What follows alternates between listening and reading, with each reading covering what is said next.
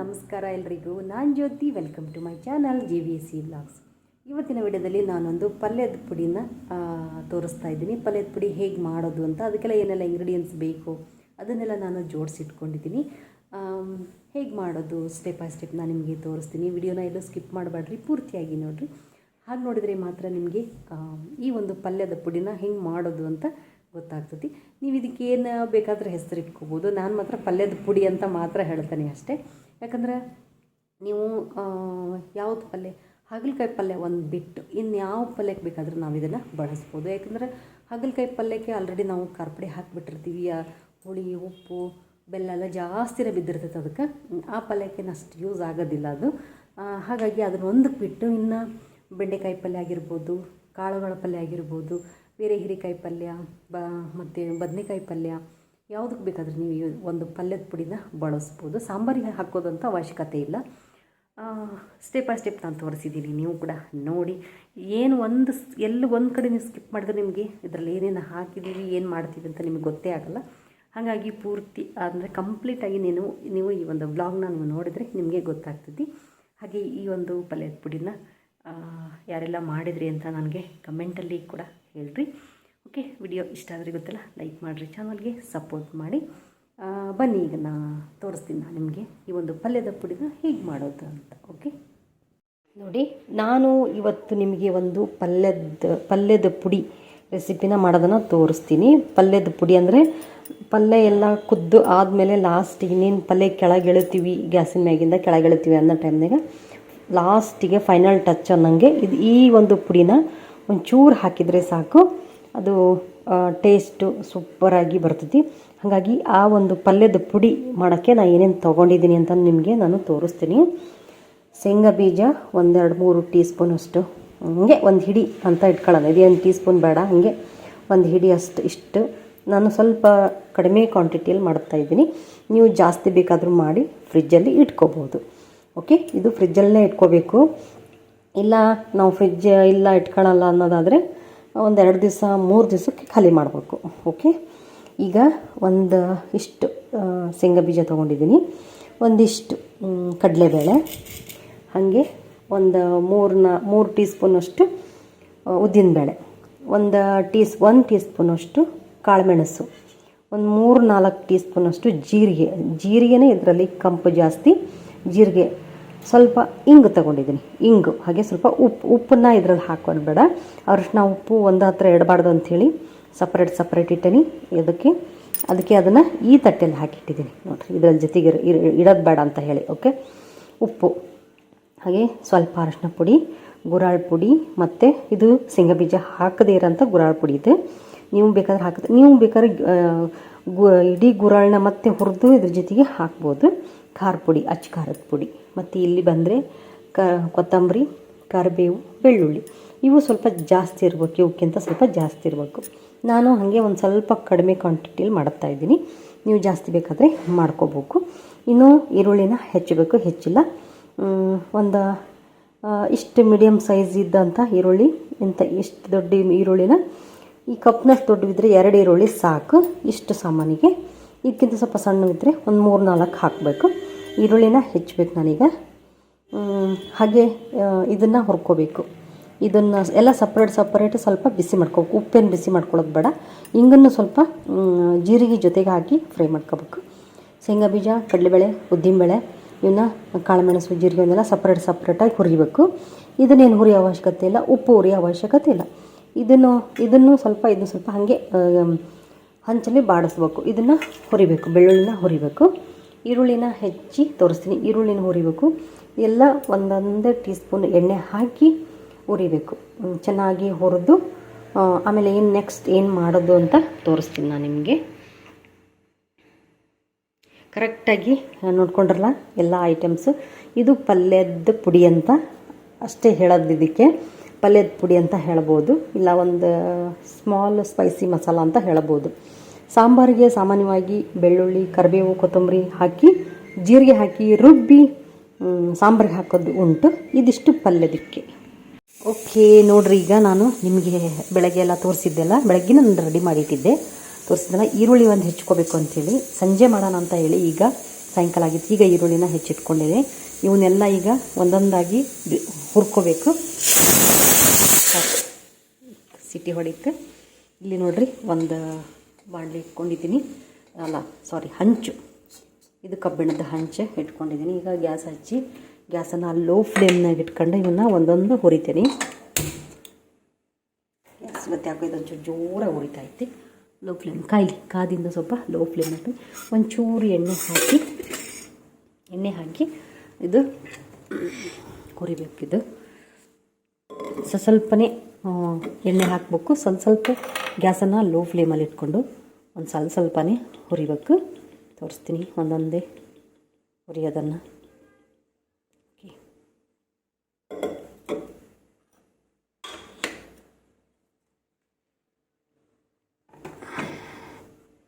ಬೆಳಗ್ಗೆ ಹಂಚಿಗೆ ಹಿಟ್ಟೆಲ್ಲ ಸಿಡಿದಿತ್ತಲ್ಲ,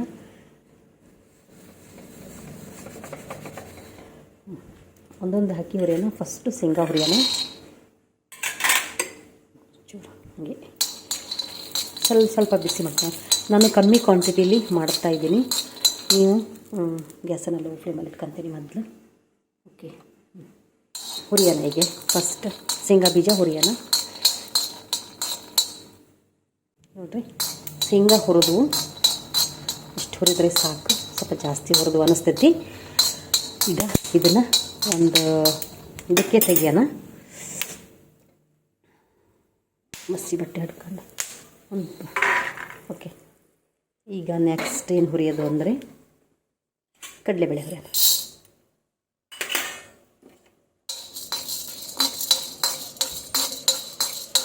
ಕಡಲೆಬೇಳೆ ಹುರಿಯೋಣ.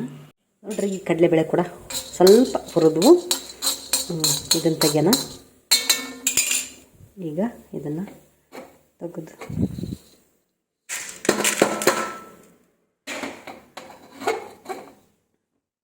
ಈಗ ಉದ್ದಿನಬೇಳೆನೂ ಅಷ್ಟೇ ಒಂದು ಚಿಟಿಕೆ ಎಣ್ಣೆ ಹಾಕಿ ಹುರಿಯೋಣ.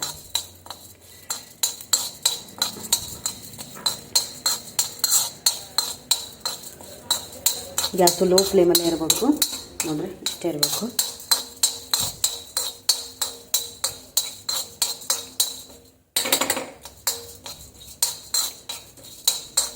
ಇದೆಲ್ಲ ಒಂದೊಂದೇ ನೀಟಾಗಿ ಈ ರೀತಿ ಹುರ್ಕೋಬೇಕು. ಹುರ್ಕೊಂಡು ಆಮೇಲೆ ತಣ್ಣಗಾದ್ಮೇಲೆ ಮಿಕ್ಸಿ ಮಾಡೋದು. ಇದೆಲ್ಲ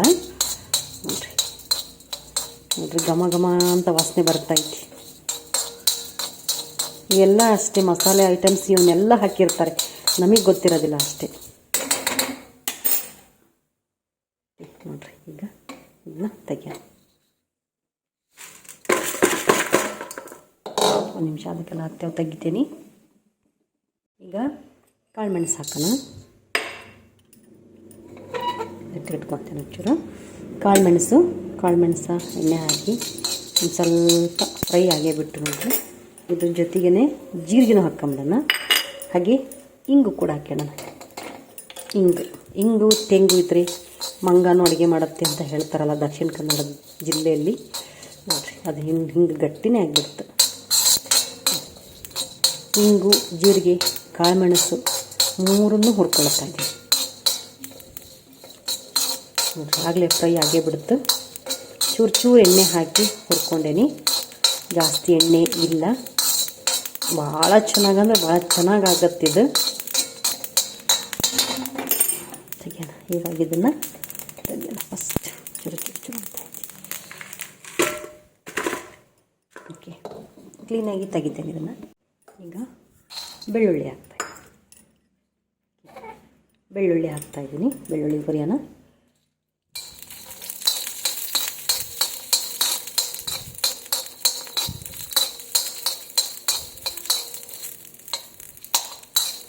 ಬೆಳ್ಳುಳ್ಳಿ ಹುರಿತಾ ಇದ್ದೀನಿ. ನೀವು ಒಂದು ಸ್ವಲ್ಪ ಜಜ್ಜಿ ಕೂಡ ಹಾಕ್ಕೋಬೋದು. ಅದೇನು ಮಿಕ್ಸಿ ಜಾರಲ್ಲಿ ಸಣ್ಣಕ್ಕೆ ಹಾಕತ್ತೆ. ಅದೆಲ್ಲ ಎಲ್ಲ ಐಟಮ್ಸ್ ಇರುತ್ತಲ್ಲ, ಇದು ಸಣ್ಣಾಗೆ ಆಗ್ತದೆ. ಈಗ ಇದು ಸ್ವಲ್ಪ ಫ್ರೈ ಆಗಲಿ. ಇದ್ರ ಜೊತೆಗೆ ಈರುಳ್ಳಿನೂ ಹಾಕ್ಬಿಡೋಣ.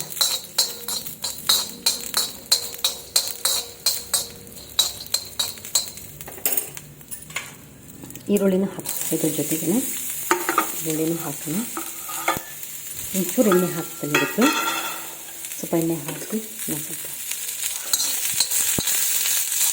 ಇವು ಸ್ವಲ್ಪ ಕಂದ ಬಣ್ಣ ಬರೋ ತನಕ ಹುರಿಬೇಕು.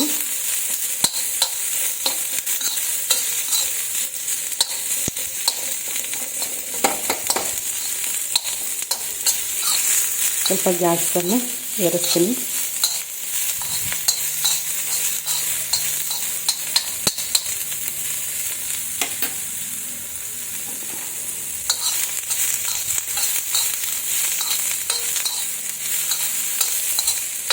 ಫಸ್ಟ್ ಗ್ಯಾಸನ್ನು ಲೋ ಫ್ಲೇಮಲ್ಲಿ ಇಟ್ಕೊಂಡು ಹುರಿಬೇಕು. ಯಾಕಂದರೆ ಇದು ಆಳವಾಗಿ ಒಳಗಿನ ತನಕ ಚೆನ್ನಾಗಿ ಫ್ರೈ ಆಗಬೇಕು. ಯಾಕಂದರೆ ಮೇಲ್ಮೇಲಷ್ಟೇ ಹುರಿದು ಕೆಂಪಗಾಗಿ ಒಳಗಡೆಗೆಲ್ಲ ಹಸಿ ಹಸಿ ಇದ್ದರೆ ಅದು ಪಲ್ಯದ ಪುಡಿ ರುಚಿ ಆಗಲ್ಲ ಮತ್ತು ತಡಿಯಲ್ಲ ಅದು. ಹಾಗಾಗಿ ಫಸ್ಟ್ ಲೋ ಫ್ಲೇಮಲ್ಲಿ ಇಟ್ಕೊಂಡಿದ್ದೀನಿ ಗ್ಯಾಸು. ಇದು ಚೆನ್ನಾಗಿ ಹುರಿಲಿ. ಆಮೇಲೆ ಒಂದು ಸ್ವಲ್ಪ ಜಾಸ್ತಿ ಫ್ರೈ ಮಾಡೋಣ ಅಂತ. ಇದು ಕೆಂಪಗಾಗಲಿ ಆಮೇಲೆ ತೋರಿಸ್ತೀನಿ. ಒಂದು ಸ್ವಲ್ಪ ಹುರಿದು ನೋಡಿರಿ, ಈರುಳ್ಳಿ ಮತ್ತು ಬೆಳ್ಳುಳ್ಳಿನ ಇಷ್ಟು ಕೆಂಪಗೆ ಈ ರೀತಿ ಚೆನ್ನಾಗಿ ಈ ರೀತಿ ಫ್ರೈ ಆಗಬೇಕು. ಇದಾದಮೇಲೆ ಅದೇ ಇದರಲ್ಲಿ ಕರಿಬೇವು ಕೊತ್ತಂಬರಿನ ಬಾಡಿಸ್ಕೊಂಡಿದ್ದೀನಿ. ಇದು ಸ್ವಲ್ಪ ಹಂಚಿನ ಮೇಲೆ ಬಿಟ್ಟಿಲ್ಲ. ನೆಕ್ಸ್ಟು ಏನು ಹುರಿಯೋದು ಅಂತ ತೋರಿಸ್ತೀನಿ. ಒಂದು ಇಂಗ್ರೀಡಿಯೆಂಟ್ಸ್ನ ನಾನು ತೋರಿಸಿಲ್ಲ, ಅದನ್ನು ಹೆಚ್ಕೋಬೇಕಿತ್ತು, ಅದಕ್ಕೆ ಹೇಳಿದ್ದಿಲ್ಲ. ಈಗ ಅದನ್ನು ಹೆಚ್ಚಿ ತೋರಿಸ್ತೀನಿ ನಿಮಗೆ. ಓಕೆ ನೋಡಿರಿ, ಇನ್ನೊಂದು ಇಂಗ್ರೀಡಿಯೆಂಟ್ಸ್ ತೋರಿಸಿದ್ದಿಲ್ಲ ಅನ್ನಲ್ಲ. ಆ ಇಂಗ್ರೀಡಿಯೆಂಟ್ಸ್ ಅದೇ ಇದು ಕೊಬ್ಬರಿ, ಒಣ ಕೊಬ್ಬರಿ. ಒಂದು ಸಣ್ಣ ಇಷ್ಟು ಒಂದು ಬಟ್ಲ ಕೊಬ್ಬರಿ ತೊಗೊಂಡಿನಿ. ಈಗ ಇದಕ್ಕೆ ಸ್ವಲ್ಪ ಎಣ್ಣೆ ಹಾಕಿ ಇದನ್ನು ಕೂಡ ಚೆನ್ನಾಗಿ ಕೆಂಪಗೆ ಫ್ರೈ ಮಾಡಬೇಕು. ತೋರಿಸ್ತೀನಿ, ಫ್ರೈ ಮಾಡ್ತಾ ತೋರಿಸ್ತೀನಿ ನಾನು ನಿಮಗೆ. ನೋಡಿರಿ, ಈ ರೀತಿ ಫ್ರೈ ಮಾಡ್ತಾ ಇರಬೇಕು. ಇದನ್ನು ಕೂಡ ಕೆಂಪಗೆ ಫ್ರೈ ಮಾಡಬೇಕು. ಕೆಂಪಗೆ ಫ್ರೈ ಮಾಡಿದರೆ ಮಾತ್ರ ಚೆನ್ನಾಗಾಗ್ತೈತಿ. ಹಸಿ ವಾಸನೆ ಹೋಗ್ಬೇಕು. ಎಲ್ಲದೂ ಅಷ್ಟೇ, ಹಸಿ ವಾಸನೆ ಯಾವ ಪದಾರ್ಥನಾದರೂ ಅಷ್ಟೇ ಹಸಿ ವಾಸನೆ ಹೋಗೋತನ ಹುರಿದ್ರೆ ಅದು ಹುರಿದಿರೋದು ಅಡುಗೆದು ಟೇಸ್ಟ ಬೇರೆ ಆಗ್ತೈತಿ. ನಾವು ಅವಸರಕ್ಕೆ ಇಲ್ಲ ಗ್ಯಾಸ್ ಜೋರು ನೆನಪಾರಿ ಗ್ಯಾಸನ್ನು ಲೋ ಫ್ಲೇಮಲ್ಲಿ ಹಿಡಿದು ಜೋರು ಇಟ್ಕೊಂಡು ದಗ ಅಂತ ಉರಿ ಹಚ್ಕೊಂಡೆಲ್ಲ ಹುರಿದು ಅಡುಗೆ ಮಾಡಿದ್ರೆ ಅದು ರುಚಿಯಾಗಿರಲ್ಲ. ಗ್ಯಾಸನ್ನು ಲೋ ಫ್ಲೇಮಲ್ಲಿ ಇಟ್ಕೊಂಡು ಹುರಿದಷ್ಟು ಅಡುಗೆ ರುಚಿ ಆಗ್ತೈತಿ. ನೋಡಿ, ಈ ರೀತಿ ಹುರಿಬೇಕು. ಕೆಂಪಗಾಗಬೇಕು, ಸೀಬಾರ್ದು. ಎಲ್ಲಾದರೂ ಸೀದು ಹೋದರೆ ರುಚಿ ಆಗಲ್ಲ. ಕೆಂಪಗಾಗೋತನ ಹುರಿಬೇಕು. ನೋಡಿರಿ, ಈಗ ಹುರಿತಲ್ಲ ಇದು ಈ ರೀತಿ. ನಾನು ಚೂರು ಹುರಿದ್ರೆ ಸಾಕು. ಭಾಳ ಟೇಸ್ಟ್ ಅಂದರೆ ಭಾಳ ಟೇಸ್ಟ್ ಆಗ್ತೈತಿ. ಪಲ್ಯ ಮಾತ್ರ ಅದ್ಭುತ ರುಚಿ ಅಂತ ಹೇಳ್ಬೋದು. ಯಾವ ಸ್ಪೈಸಿ ಜಾಸ್ತಿ ಐಟಮ್ಸೇ ಬೇಡ ಇದ್ರ ಮುಂದೆ, ಅಷ್ಟು ಚೆನ್ನಾಗಾಗ್ತೈತಿ.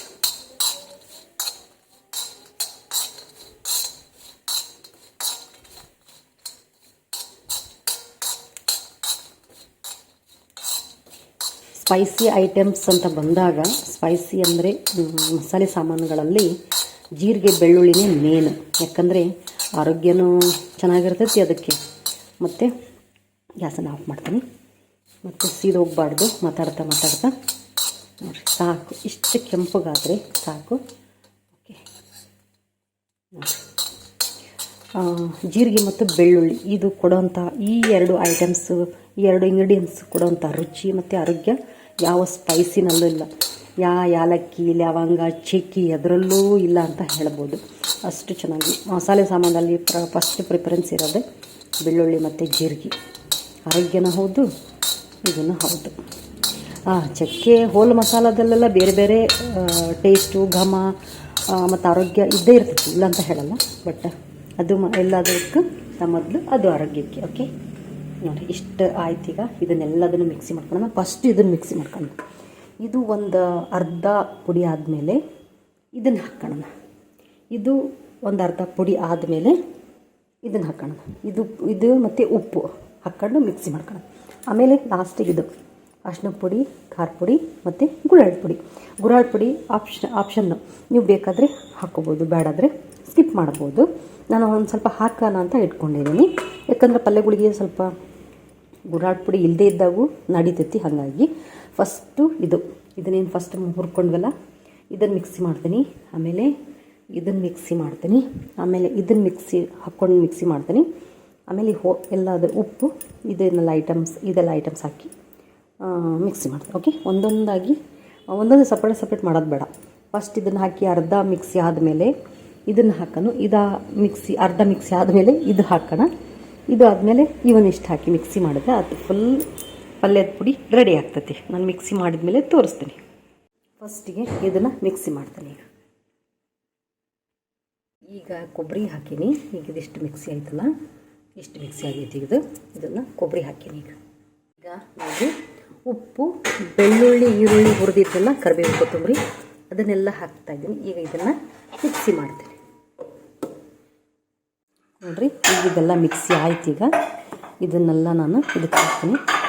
ಯಾಕಂದರೆ ಎಣ್ಣೆ ಹಾಕೆಲ್ಲ ಹುರಿದಿರ್ತೀವಲ್ಲ, ಇದು ಆರಬೇಕು. ಇದನ್ನೆಲ್ಲ ತೆಗೆದು ಹಾಕ್ತೀನಿ. ನೋಡಿ, ಕೈಯಿಂದ ತೆಗಿಬೇಕು, ಇದು ಹಾಗೆ ಬರಲ್ಲ. ಆಮೇಲೆ ಇದನ್ನು ಇದಕ್ಕೆ ಮಿಕ್ಸಿ ಮಾಡಿ ಸ್ವಲ್ಪ ಆರಕ್ಕೆ ಬಿಡಬೇಕು. ಸರಿ, ನೋಡಿರಿ, ಇದೆಲ್ಲ ಆಗೈತಲ್ಲ. ಈಗ ಇದನ್ನು ಮಿಕ್ಸ್ ಮಾಡೋಣ. ಮಿಕ್ಸ್ ಮಾಡಿ ಚೆನ್ನಾಗಿ ಕಲಸಿ ಇದನ್ನ ಸ್ವಲ್ಪ ಆರಕ್ಕೆ ಬಿಡೋಣ. ಇದು ಆರಿತು ಅಂದ್ರೆ ಪುಡಿ ಆಗ್ತೈತಿ. ನೋಡಿರಿ, ರುಚಿಕರವಾದ ಡಿಲೀಷಿಯಸ್ ಆದ ಪಲ್ಯದ ಪುಡಿ ರೆಡಿ ಆಯಿತು. ನೀವು ಇದಕ್ಕೆ ಒಣ ಹುಣಸೆಹಣ್ಣು ಕೂಡ ಹಾಕ್ಕೊಂಡು ಮಿಕ್ಸಿ ಮಾಡ್ಕೋಬೋದು. ಸಾಮಾನ್ಯವಾಗಿ ಪಲ್ಯಗಳಿಗೆ ಟಮಾಟೆ ಹಣ್ಣು ಹಾಕ್ತೀವಿ, ಇಲ್ಲ ಅಂದರೆ ಹುಣಸೆಹುಳಿ ನಾವು ಒಂಚೂರು ಹಿಂಡಿರ್ತೀವಿ. ಹಾಗಾಗಿ ಮತ್ತೆ ಇದರಲ್ಲಿ ಹಾಕೋದು ಬೇಡ. ಏಕೆಂದ್ರೆ ಅದು ಒಂದೊಂದು ಕಡೆ ನುರಿಯಲ್ಲ, ಒಂಥರ ಹಿಂಗೆ ಗಂಟು ಥರ ಹಾಗೆ ಇರ್ತೈತಿ. ಹಾಗಾಗಿ ಅದನ್ನು ಹುಣಸೆಹಣ್ಣನ್ನು ಹಾಕೋದು ಬೇಡ ಅಂತ ಹೇಳಿ ನಾನು ಹುಣಸೆಹಣ್ಣನ್ನು ಹಾಕೋದು ತೋರಿಸಿಲ್ಲ. ನೋಡಿರಿ, ನೀವು ಖಾರ ಪುಡಿ ಬೇಕಾದರೆ ಸ್ವಲ್ಪ ಜಾಸ್ತಿ ಹಾಕ್ಕೋಬೋದು.